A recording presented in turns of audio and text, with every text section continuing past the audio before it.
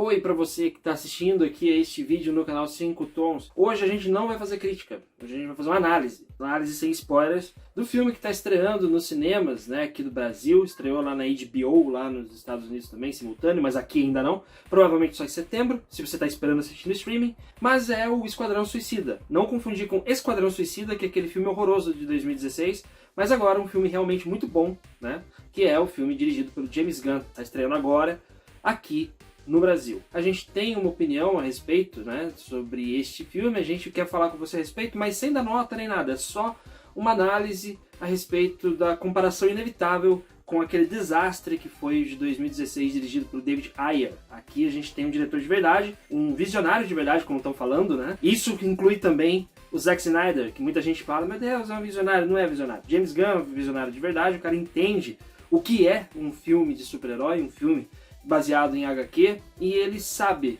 fazer isso como ele demonstrou na Marvel, fazendo lá os filmes dos Guardiões da Galáxia. Ele traz aquele tipo de humor para este filme, para DC, e por isso a gente já pode dizer para você, logo no começo desse vídeo, antes da vinheta, que este é o melhor filme da DC até o momento. Então, se você quiser saber a nossa análise sobre o filme, por favor, fique com a gente.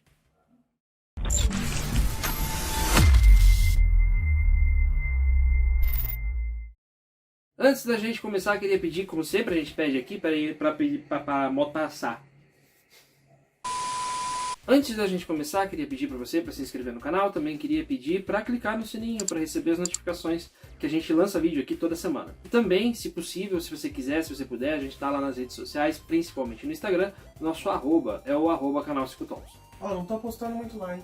O Lucas tá meio desanimado. Tem pouco seguidor, né? Tem que ter mais seguidor. Então segue lá no Instagram para o Lucas se animar para postar conteúdo lá, senão ele não se anima. A melhor coisa que poderia ter acontecido com o Esquadrão Suicida, com este filme de 2021, é que ele tem um fiapo de história. O Lucas fez uma cara feia pra mim quando eu disse isso, mas é verdade. Vou explicar por quê. O que acontece é que no primeiro filme tinha história demais. O David Ayer e a Warner, né, queriam dar um realismo pro filme, queriam colocar dramas pros personagens, né? Os caras eram vilões, e aí colocaram o Will Smith, que não faz filme, que ele é vilão, então tiveram que criar uma história dramática pra ele ter um arco de redenção. Colocaram história demais numa coisa que é simples, é um bando de anti-heróis fazendo uma missão suicida. É isso, não tem o que fazer.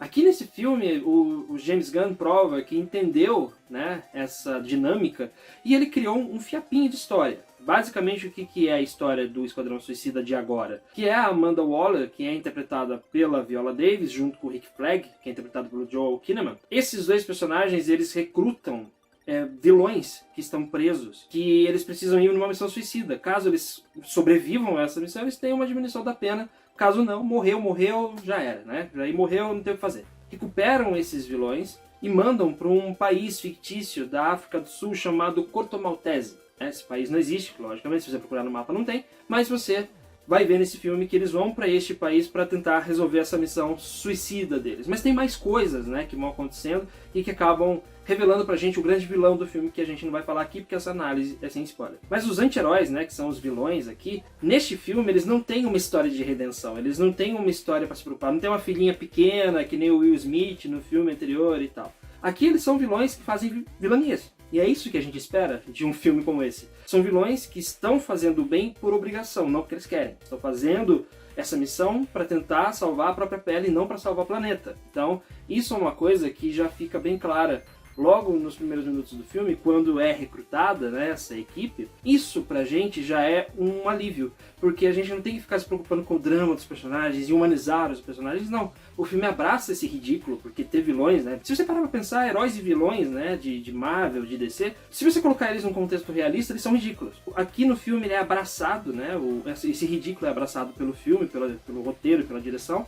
E isso acaba sendo um grande ponto positivo, porque se torna uma diversão. Você não fica chateado quando o filme acaba, você fica feliz, você fica tranquilo. É o que acontece, por exemplo, nos filmes da Marvel, com Guardiões da Galáxia, com os novos Thor, né, que são dirigidos pelo Taika Waititi, desde o Ragnarok, e provavelmente esse novo, né, o Love and Thunder. Então, são filmes que você não tem que se preocupar com o realismo da coisa, você tem só que se divertir, achar bacana, né, a ideia toda dessa missão e tal, e isso acaba sendo um ponto extremamente positivo para este filme aqui. O James Gunn também acertou muito na escolha dos vilões, né, que ele escolheu para esse filme para se tornarem os anti-heróis. A gente tem aqui a Arlequina, o Pacificador, Sanguinário, Tubarão-Rei, Encantadora de Ratos e qual que é o outro? Bolinha. Como esquecer esse nome? Bolinha. São personagens, né, são vilões que, na sua essência, são ridículos. Se você olhar quais são as vilanias deles, são ridículas, até a própria Arlequina, né? Mas funciona quando estão juntos por dois motivos. Primeiro, por conta desse roteiro que não os leva a sério, e os atores também fazem questão de não levar isso a sério,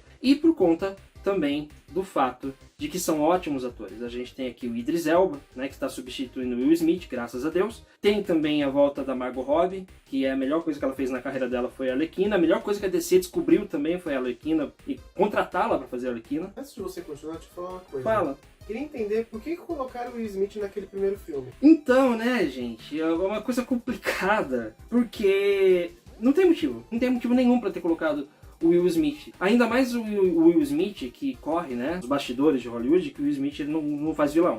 Ele não faz um vilão malvado, né, contra as convicções dele. Então, se ele vai fazer um vilão, mesmo o vilão tem que ser um mocinho. Se você assistiu Esquadrão Suicida, você sabe disso. O personagem dele era um personagem que tinha cometido crimes, mas teve uma redenção no final, voltou pra família, e é isso aí. Chato, é chato. Isso não é uma coisa que a gente quer ver em filme de super-herói. Filme de super-herói é filme escapista, a gente não quer ver isso. A gente quer ver porradaria. A gente quer ver coisa engraçada, a gente quer ver a interação dos personagens. É isso que a gente quer ver. Tem gente que não quer, tipo Scorsese. Mas o Scorsese, eu respeito muito o Scorsese. O Scorsese é o meu diretor favorito. Acontece que ele fala umas coisas, né, que... Ele é purista, tem muito purista. O Coppola, inclusive, deu uma entrevista falando que o Scorsese foi bonzinho, porque filme de super-herói é descartável. Já entramos numa outra situação. O que acontece é que a escolha do Smith foi extremamente equivocada, assim como do Jared Leto. Fazer o Coringa também foi totalmente equivocado. Tanto que ele ainda tá insistindo, né?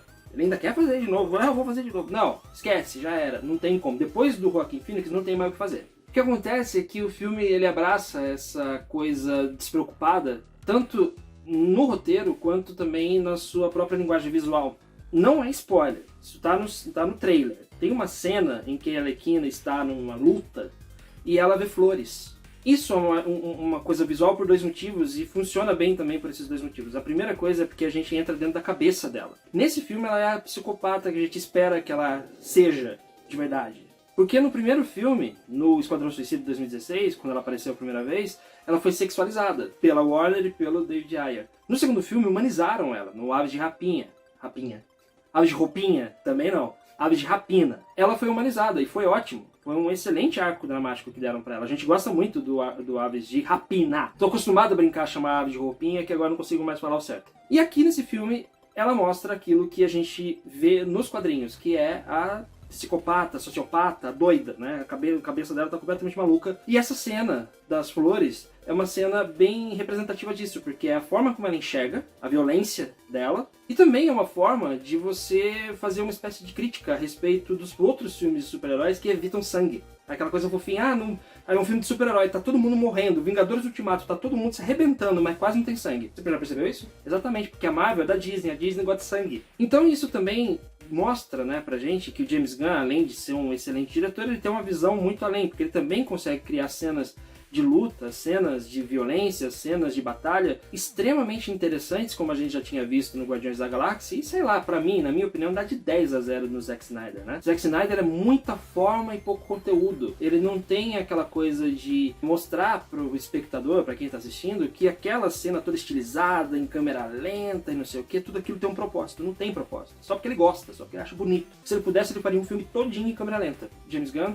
ele tem uma visão mais interessante dessa violência estilizada do que o Zack Snyder. Então, na minha opinião, Zack Snyder perde feio pro James Gunn e deviam entregar logo tudo pro James Gunn, né? Faz o Batman, faz o Superman, faz todo mundo. Deixa ele fazer sozinho. Não precisa trazer mais ninguém, não. Enfim, tudo isso pra dizer que o James Gunn é realmente um visionário, é um cara que voltou pra Marvel, né? Teve todo aquele problema com o Guardiões da Galáxia, ele saiu, daí a DC contratou ele, daí agora ele voltou pra Marvel, ficou com os dois. Ele é o grande visionário dessa nova fase dos filmes de super-heróis, que a gente teve a fase realista, né, que foi lá a trilogia do Batman, que envelheceu mal, na minha opinião, que é aquele com Christopher Nolan. Depois teve os universos, né, compartilhados, que a DC tentou, não deu, a Marvel deu, que bom. E agora a gente tem uma coisa mais caricatural, vamos dizer assim, mas muito bem feita. Então, para nós, esse Esquadrão Suicida é muito superior ao filme, né, que foi feito em 2016, é muito superior a praticamente tudo que a DC fez nos anos 2010, desde o Homem de Aço lá, que é o primeiro filme de Zack Snyder como diretor, né,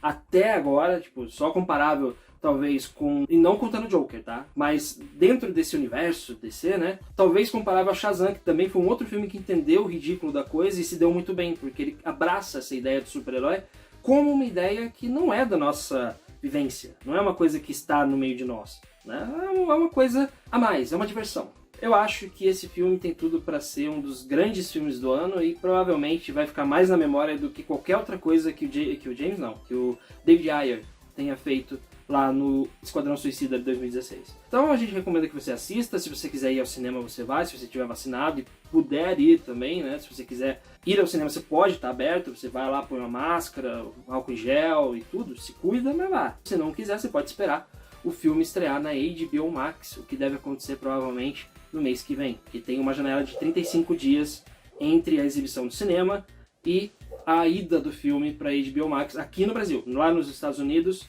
já liberou. É isso. Se você quiser, então, deixar sua opinião a respeito de Esquadrão Suicida, discordar ou concordar da nossa opinião, você pode deixar aqui nos comentários. Vamos ter aí um enorme prazer em receber sua opinião, tá bom? É isso. Obrigado para você que assistiu esse vídeo e a gente se vê.